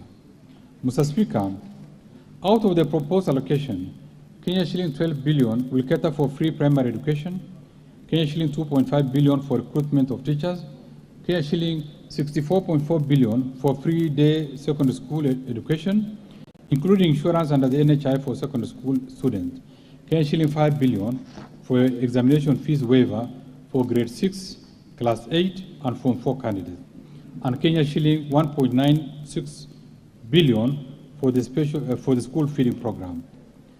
In addition, Mr. Speaker, I have proposed an allocation of shilling 1.2 billion for training of teachers on competency-based curriculum, and shilling 310 million for the digital literacy program and ICT integration in our secondary schools. Mr. Speaker, to support transition from primary education to junior secondary school education under the competency-based curriculum. Kenya shilling 4 billion has been set aside for the construction of classrooms to support school infrastructure development and ensure safe learning in our schools. I have proposed allocation of 2.8 billion for for primary and secondary schools infrastructure, and Kenya shilling 1.8 billion for construction and equipping of technical training institutes and vocational training centers. Further, Kenya shilling 1.1 billion has been set aside to increase access and improve the quality of technical and vocational education and training programs under the East African Skill Transformation and Regional Integration Project. Mr. Speaker, other proposed allocations in the education sector includes Kenya shilling 294.7 billion to Teachers Service Commission, Kenya shilling 91.2 billion for university education, Kenya shilling 15.8 billion to the Higher Education Loans Board, Kenya shilling 6.8 billion for Kenya Secondary School Education Quality Improvement Project, and Kenya shilling 5.2 billion capitation for TVET students. Further, Kenya shilling 527 million has been set aside for technical vocational education, training, and entrepreneurship. Kenya shilling 971 million for promotion of youth employment and vocational training, and Kenya shilling 323 million for the National Research Fund. Mr. Speaker, unleashing the productive potential of people living in poverty involves the removal of constraints through economic inclusion programs. In this respect, the government continues to support vulnerable groups through the Social Safety Net program, famously referred to as Inua Jamii. To continue protecting this vulnerable segment, I have proposed an allocation of Kenya shilling 39.5 billion for social protection and affirmative actions in this budget. Mr. Speaker, out of this allocation, Kenya shilling 17.5 billion will cater for cash transfers to elderly persons, Kenya shilling 7.9 billion for orphans and vulnerable children, and Kenya shilling 1.2 billion for persons living with severe disabilities. Mr. Speaker, the proposed allocation also includes Kenya shilling 5.1 billion for the Kenya Hunger Safety Net program, Kenya shilling 500 million for the National Drought Emergency Fund, Kenya shilling 2.6 billion for the Kenya Development Response to Displacement Impact Project, and Kenya shilling 2.8 billion for the Kenya Social and Economic Inclusion Project. In addition, Kenya shilling 933.8 million will go to the Child Welfare Society of Kenya, and Kenya shilling 400 million for the Presidential Bursary for the Orphans, and Kenya shilling 459 million for the National Development Fund for persons living with disabilities. Mr. Speaker, we acknowledge and support the critical role that youth and women play in nation building. The need for full and equal participation of youth and women across all spheres of the economy needs to be accelerated and sustained. To further empower the youth and support business owned by the youth, women and persons living with disabilities, I have recommended Kenya shilling 13.1 billion for the National Youth Service, Kenya shilling 2.2 billion for the Kenya Youth Empowerment and Opportunities Project, Kenya shilling 175 million for the Youth Enterprise Fund, Development Fund, Kenya shilling 170 million for the Women Enterprise Fund, and Kenya shilling 92 million for the Youth Empowerment and Enterprise Fund. Mr. Speaker, to promote regional equity, reduce poverty, and enhance social development, I have proposed Kenya shilling 44.3 billion for the National Government Constituency Development Fund, Kenya shilling 2.1 billion for the National Government Affirmative Action Fund, as well as Kenya shilling 7.1 billion for the Equalization Fund to finance programs in the previously marginalized areas. Mr. Speaker, we recognize the great opportunities that digital technologies offer in various sectors of the economy. Efficiently deployed, digital technologies have strong potential to accelerate economic recovery and improve livelihoods at relatively low cost for sustainable and inclusive development.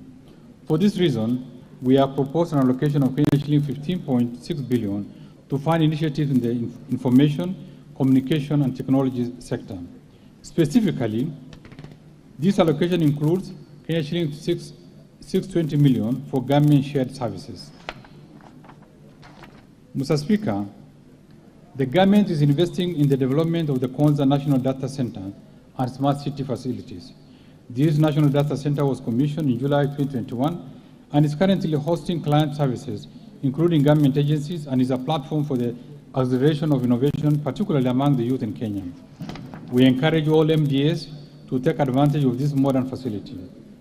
Mr. Speaker, to fast-track the development of the Konza Technopolis City, I have proposed an allocation of Kenya shilling 5.2 billion for the horizontal infrastructure phase 1 and Kenya shilling 3.8 billion for Konza Data Center and smart city facilities.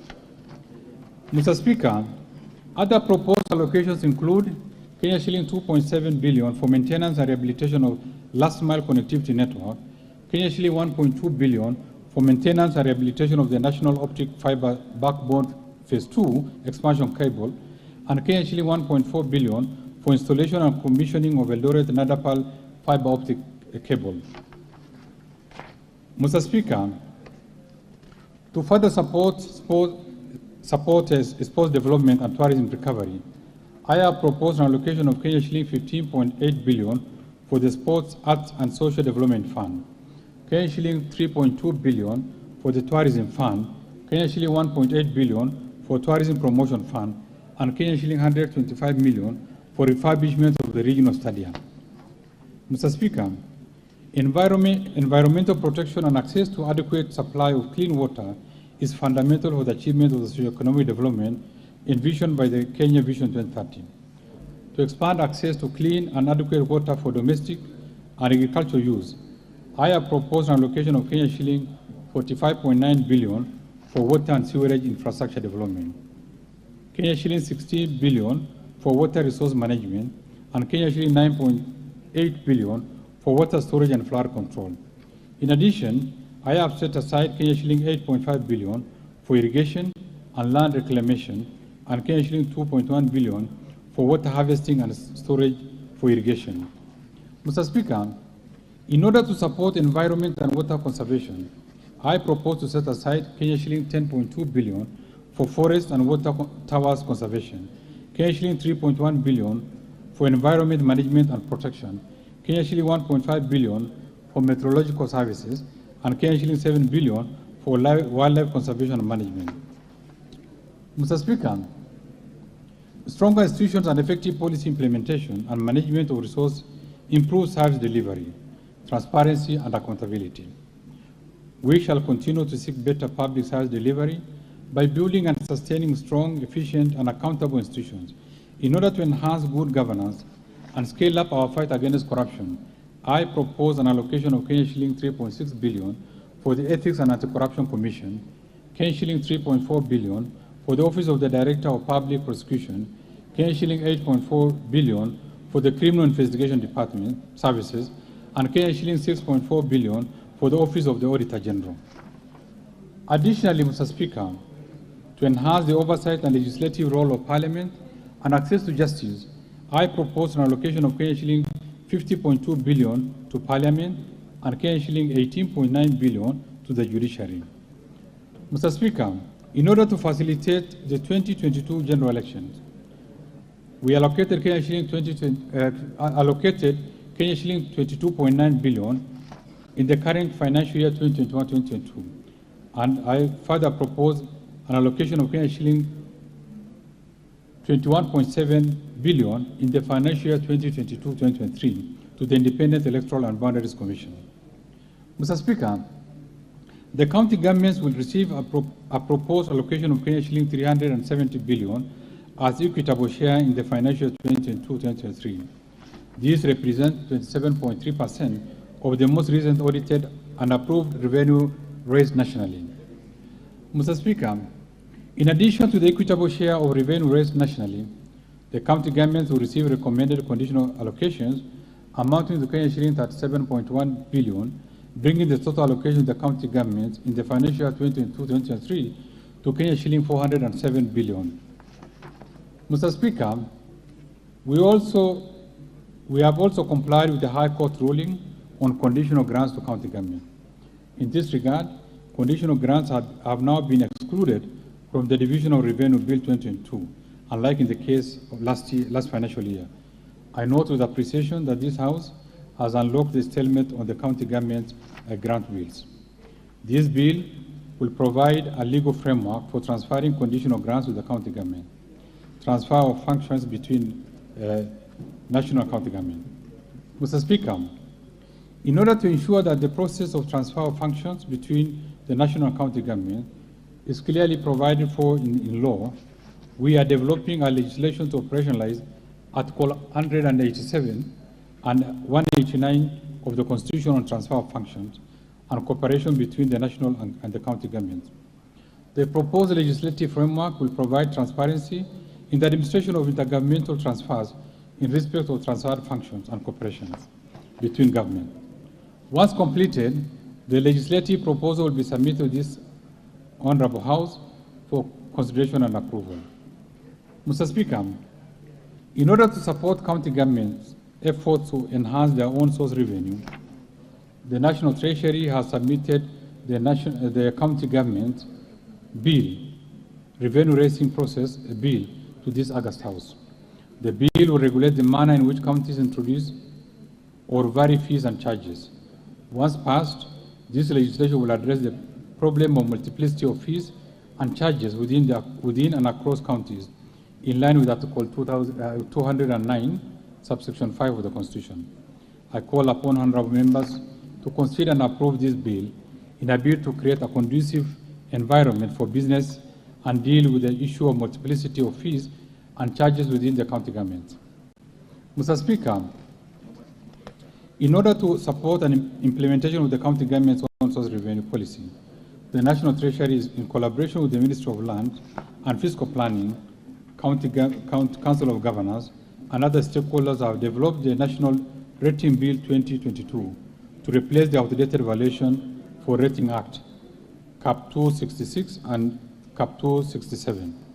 This bill was submitted to this Parliament in January 2022, and once enacted will guide valuation for rating and imposition of rates on rateable property. Mr. Speaker, Kenya has a wealth of mineral deposits. From the financial year 2016-17 and 2019-20, the government collected a total of shilling 5.5 billion in royalties from extractive activities. These amounts translate to an average of shilling 1.4 billion annually. Although mineral royalties are currently being received from 15 counties, 91% of the payments are derived from extractive activities in only 3 counties, namely Kilifi, Kwale, and Kajiado. Mr. Speaker, following a presidential directive, the National Treasury has since developed a draft framework which provides for mechanisms for sharing of revenue from mineral royalties among the national government, county governments, and communities in line with Section 183 of the Mining Act 2016. The framework, which is currently being subject to the stakeholder consultation, will provide basis for ensuring that revenues raised from the mineral royalties trickle down to the county government and communities where mining is taking place. Mr. Speaker, in line with Article 204, subsection 1 of the Constitution of Kenya, county governments have been allocated. Constitution of Kenya, county governments have been allocated shilling 7.1 billion under the Equalization Fund in the financial year 2022-23, which represents 0.55% of the most recent audited accounts of revenue received. Mr. Speaker, following the High Court ruling on the petition number 272 of 2016 of 5th November 2019, quashing the guidelines of administration of Equalization Fund and ensuing disbandment of the Fund's Advisory Board, all expenditures of the fund were stopped. To mitigate this, Mr. Speaker, the National Treasury, in collaboration with other stakeholders, developed the PFM regulations 2021, which was approved by Parliament in October 2021. Mr. Speaker, following the appointment of the Advisory Board and establishment of the Secretary, it is expected that completion of projects as identified under the first policy and the implementation of the programs in the second and subsequent policies will now be fast-tracked. Mr. Speaker, continued delays in payment of pending bills to entities that provide goods and services to both national and county governments have affected liquidity and operation of these entities. In a number of cases, this has led to closure of businesses, affecting livelihoods of the suppliers. Though some progress was noted in the settlement of these pending bills by the national county government, we still have challenges where a number of suppliers are owed large amounts of money. In this regard, I direct government ministries, departments and agencies, as well as the county governments, to clear all their pending bills by 30th June 2022. In addition, we call upon all the MDAs and county governments to avoid accumulation of pending bills and ensure that payments are made as and when due. Mr. Speaker, I now want to highlight the tax policy measures for the financial 2022-23 budget, which are contained in the Finance Bill 2022. I will also highlight custom measures that Kenya will be presenting for consideration by the East African Community Ministers responsible for finance and economic affairs in the pre-budget consultation plan for May this year. These custom measures will become effective from 1st July 2022. Mr. Speaker, the proposed measures contained in the Finance Bill 2022 are expected to generate an additional shilling 50.4 billion to the exchequer for the financial 2022-2023 budget. Mr. Speaker, as well indicated in this statement, we consulted other partner states in the East African community, and Kenya was allowed to present its budget statement earlier than the other partner states. With regards to customs measures, we have evaluated various proposals that we intend to submit for consideration during the East African Community pre-budget consultation by the EAC Ministers for Finance, which will be held later in May this year. The measures that will be agreed upon will be communicated through the EAC Gazette and implemented from 1st July this year. Mr. Speaker, these measures are generally meant to promote our manufacturing sector and enhance our exports by making inputs and raw materials used in the manufacture of goods more affordable, hence lowering the cost of production. In addition, some of the measures are aimed at enhancing the competitiveness of locally manufactured goods through protection from unfair competition by imported goods.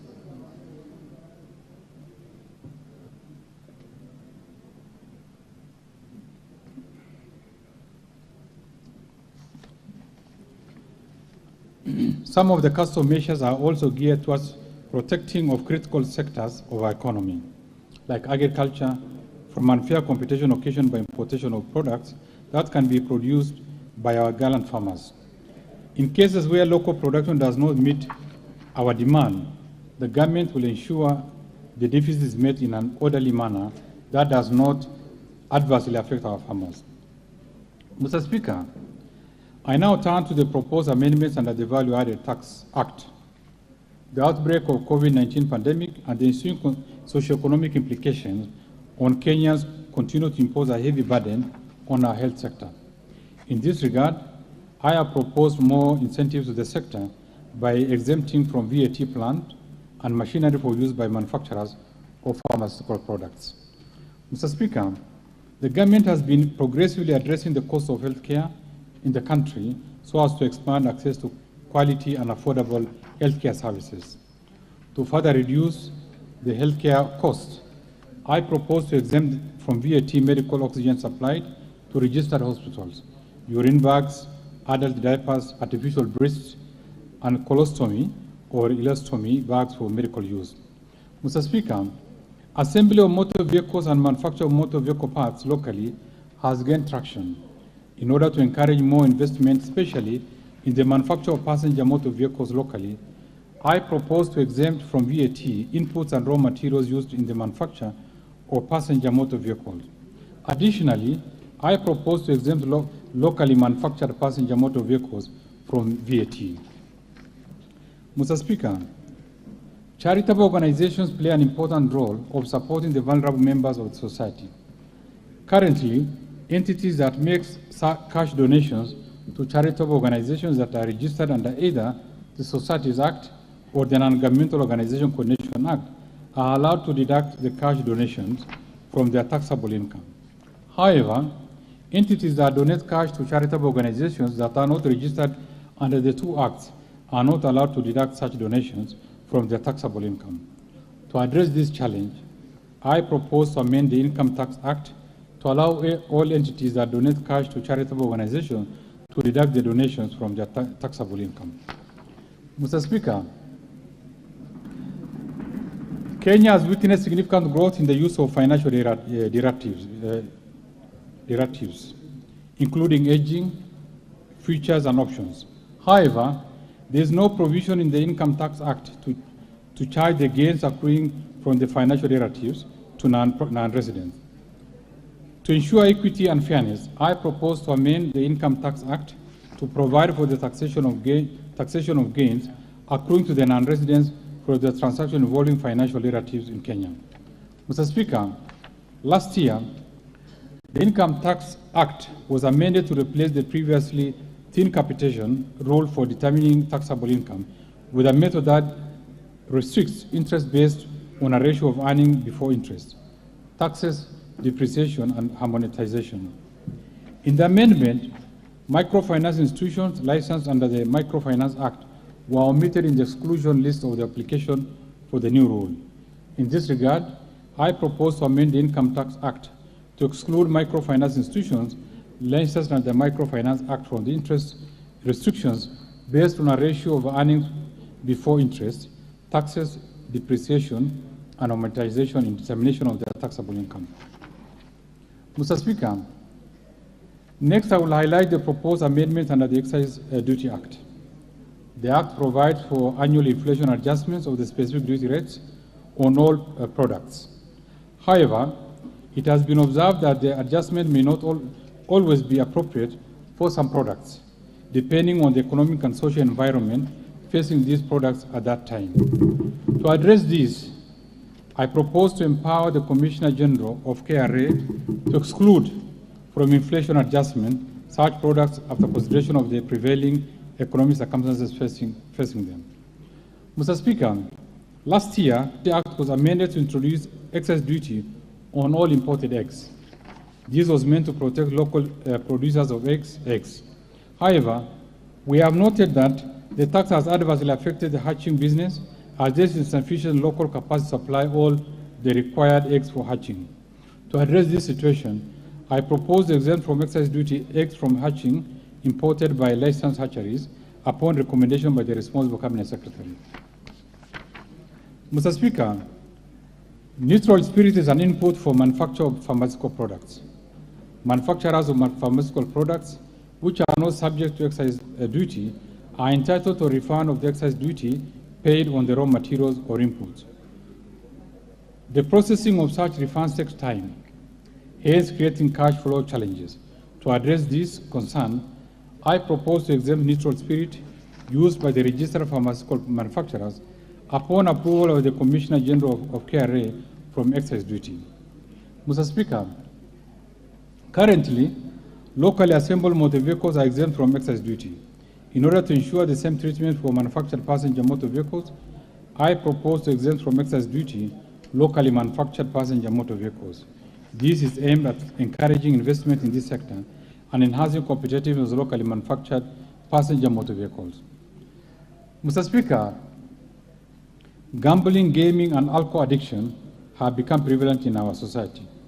These habits are extremely addictive and can result in a variety of harmful repercussions, especially to the youth.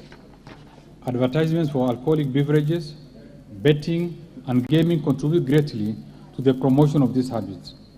To discourage the promotion of these products and activities, I propose to introduce excise duty of 15% on fees charged by all television stations, print media, billboards, and radio stations for advertisements of these activities. Mr. Speaker, in the recent years, innovations in the tobacco industry have led to the introduction of new products beyond e-cigarettes. These products continue to negatively affect the health of our citizens. The design of these products and the taxation regime makes them easily accessible to users, including the school children and the youth, thus leading to nicotine addiction and consequently smoking and use of other drugs. In order to prevent these habits and make the liquid nicotine used in these devices is less accessible to users, including to school children and the youth, I propose to change the taxation regime for liquid nicotine from current shilling per unit to an excise duty of shilling 70 per milliliter.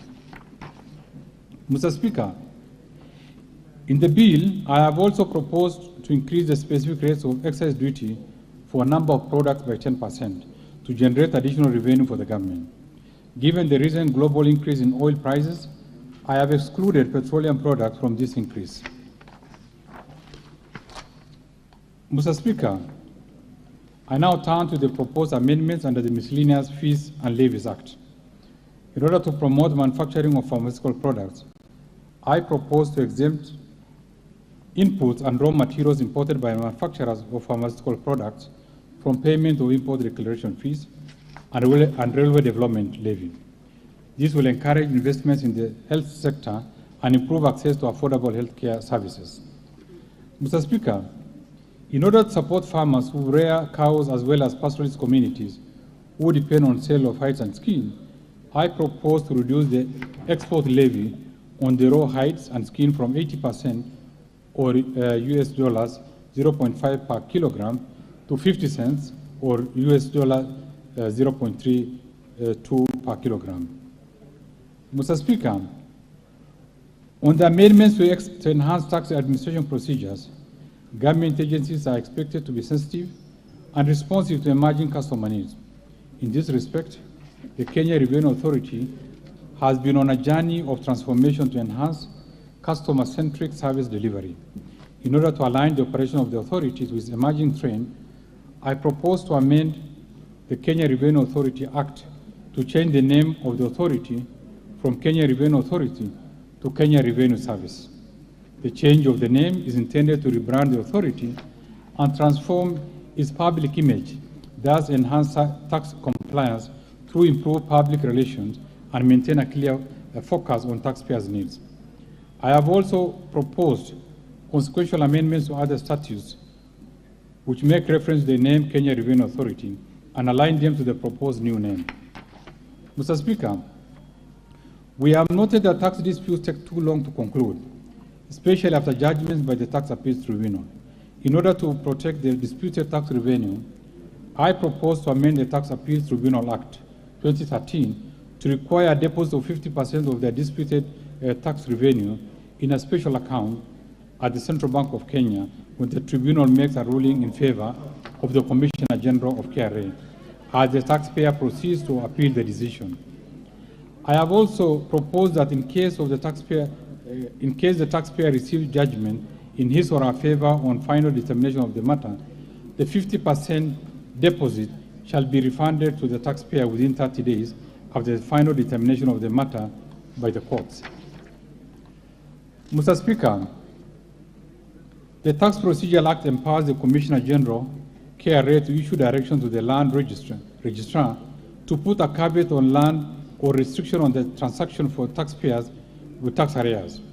It is noted that the taxpayer may have other assets other than land which the Commissioner can put caveat or restriction on transfer to secure unpaid tax revenue. In this respect, I propose to amend the Tax Procedure Act to require registrars of ships, aircrafts, motor vehicles, and any other properties that may be used as security for unpaid taxes to restrict the disposal or transaction of these assets upon receipt of direction from the Commissioner. Mr. Speaker, the Tax Procedures Act empowers the Commissioner General KRA to request for additional information from the taxpayers in order to facilitate determination of an objection on assessment tax. The Act does not specify the number of times that the Commissioner can request for such information on a particular case. This prolongs the determination of tax disputes, as additional information can be requested severally, and any request for additional information provides the Commissioner with additional 60 days to make a decision. In order to address this gap, I propose to amend the Act to require the Commissioner to issue a decision on objection by taxpayer within one cycle of 60 days from the date of receiving a valid objection by a taxpayer. Mr. Speaker, Kenya ratified and deposited the Multilateral Convention for Mutually Administrative Service Assistance in the Tax Matter with the Global Forum on Transparency and Exchange of Information on Tax Matters in July 2020. Under this convention, Kenya is expected to exchange information on tax matters with tax jurisdictions that are members of the forum. In order to promote greater tax transparency among multinational enterprises, I propose to amend the Income Tax Act to require that multilateral enterprises which have been operational in Kenya to report their activities within Kenya and in other jurisdictions to the Commissioner General of Kenya Revenue Authority. Mr. Speaker, the Statutory Instrument Act that became effective in 2013 provides for automatic expiry of the statutory instrument after 10 years from the date of their publication. In this respect, there are several tax-related regulations issued in accordance with the Act, as well as some that were issued prior to the enactment of the Act that will expire after the 10-year period. The expiry of these instruments will negatively affect tax administration and revenue collection. In this regard, I propose to amend the Statutory Instrument Act to exempt the tax-related regulations under the various tax laws from automatic expiry provided under the Act. Mr. Speaker,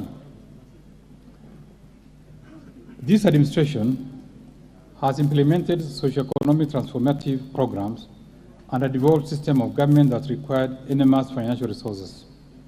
At the same time, the country was confronted by some degree of security challenges, the twin global challenges of COVID-19 pandemic and climate change, and the desert locust invasion that impacted on food security.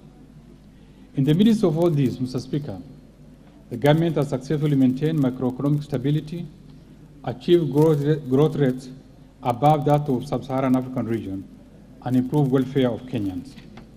In conclusion, therefore, Mr. Speaker, our sustained investments since 2013 have significantly transformed our economy and strengthened our resilience. Encouraged by this, our economy has bounced back, giving our people incredible optimism, even in the situation of extreme challenges. Mr. Speaker, we are proud of our socio-economic achievements and seek to sustain high economic growth so as to improve the welfare of our people. Considering the envisaged development agenda and the limited fiscal space, we have carefully balanced the difficult choices in resource allocation in order to finance the highest priorities that will propel this country to a greater heights of prosperity. I am confident that we have made the right decisions that will accelerate the pace of our economic growth. At this point, Mr. Speaker, I wish to thank His Excellency the President, Honorable Uhuru Kenyatta, for his leadership and guidance, which has transformed this country into a regional economic hub. I also thank my fellow cabinet secretaries, the respective principal secretaries, and various accounting officers and staff in all government, ministries, departments, and agencies for their support and contribution to the financial year 2022-2023 budget. Mr. Speaker, I also express gratitude to Kenyans for their rich and diverse contributions, proposals, and suggestions that helped us to finalize this budget.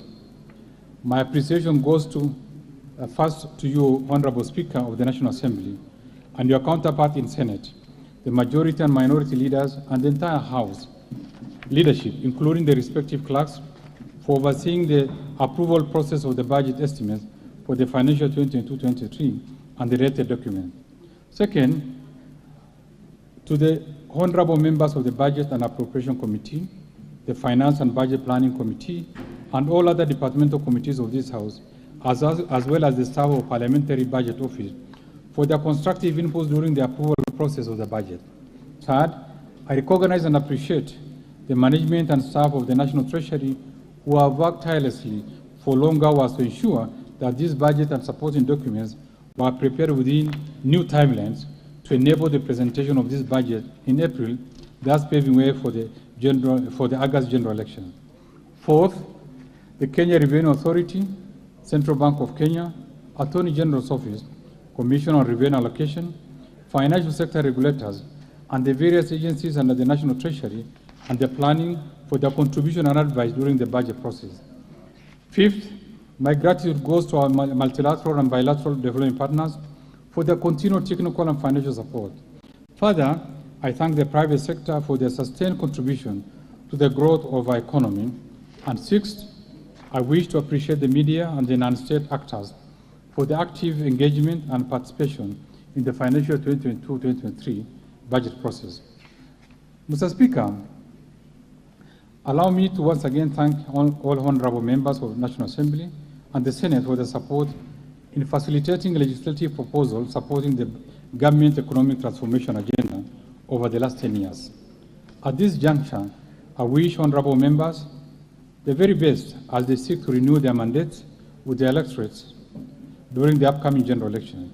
My hope is that the electioneering period will not distract us from our pursuit to solidify and sustain the economic growth trajectory we have realized over the years. Lastly, and not least, Mr. Speaker, I remain immensely grateful to my family for their love, understanding, regular encouragement, and above all, their unfailing support as I stare my demanding duties at the National Treasury and Planning since my appointment to the docket. I thank you all, and may God bless you. The very last, Mr. Speaker, before I resume my seat, you recall that I have already submitted to this House the budget estimates and the Finance Bill 2022, together with accompanying documents as required by the Public Finance Management Act 2012. Today, I further submit the following documents to this August House and request that you graciously receive them.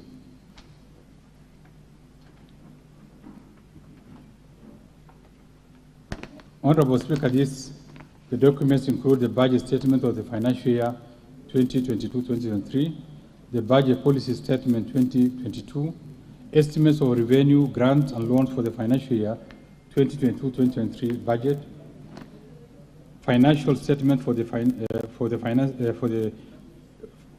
year 2022-2023 budget, medium-term debt management strategy 2022, sixth, budget highlights, the Mwananchi Guide for the financial year 2022-2023, and lastly, the statistical annex to the budget statement for the financial year 2022-2023. Thank you, Honorable Speaker.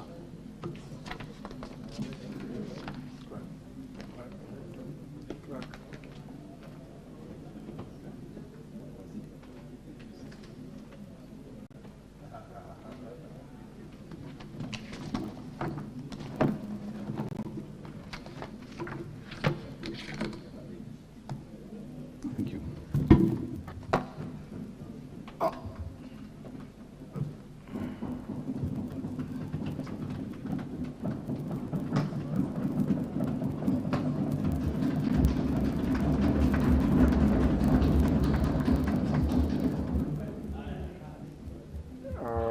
Honourable members, that concludes the session by the Cabinet Secretary for National Treasury on the presentation of the budget highlights for the financial year 2022-2023. Honourable members, time being 4:57 p.m. It's now time for the House to rise. The House stands adjourned till Tuesday, the 12th of February at 2:30 p.m. Honourable members, at the rise of the House, members are invited for a cup of tea, including our guests and the members, ministers' parking lots.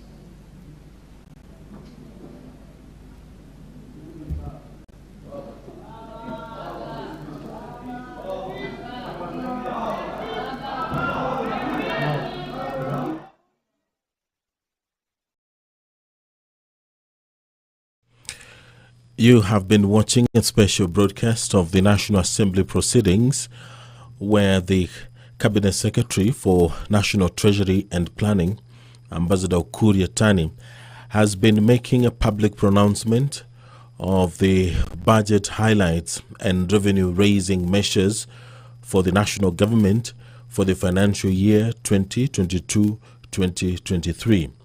This broadcast has been brought to you by the Parliamentary Broadcasting Unit in conjunction with the Kenya Broadcasting Corporation On behalf of the team, my name is Edward Kabasa. Good evening.